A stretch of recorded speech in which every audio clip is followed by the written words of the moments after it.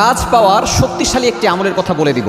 অনেকেই আমাদের দেখা যাচ্ছে কাজ হচ্ছে না, চাকরি হচ্ছে না, আপনার যোগ্যতা আছে কিন্তু আপনি চাকরি পাচ্ছেন না। অনেকে বিদেশে যেতে পারছে না, অনেকে বিদেশে যাওয়ার পরেও সেখানে কোনো ভালো কাজ পাচ্ছে না। আপনার যোগ্যতা আছে, আপনি কোনো কর্ম খুঁজে পাচ্ছেন না।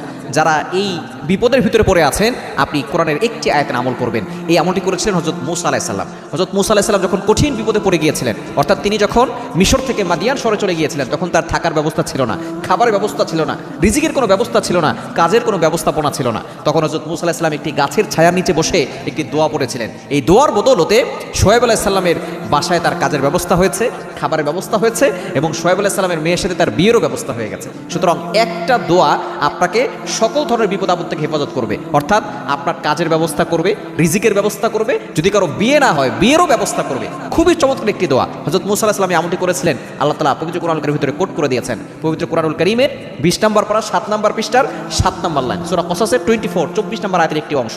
হযরত মূসা আলাইহিস সালাম বলেছিলেন, রব্বি ইন্নী লিমা আনজালতা ইলাইয়া মিন খায়রিন ফাকির, রব্বি ইন্নী লিমা আনজালতা ইলাইয়া মিন খায়রিন ফাকির। এই দোয়া যদি আপনি পড়তে পারেন, আল্লাহ তাআলা আপনার কাজের ব্যবস্থা করে দিবেন। অভাবে পড়ে গেছেন, কোনো কাজ পাচ্ছেন না, অনেকে আছে বিদেশে গিয়েছে কোনো কাজ পাচ্ছে না, অনেকে বাংলাদেশে আছে যোগ্যতা আছে কোনো কাজ নাই, আপনি এই দোয়াটা পড়বেন, রব্বি ইন্নী লিমা আনজালতা ইলাইয়া মিন খায়রিন ফাকির। দেখবেন আল্লাহ তাআলা আপনার সুন্দর কাজের ব্যবস্থা করে দিবেন।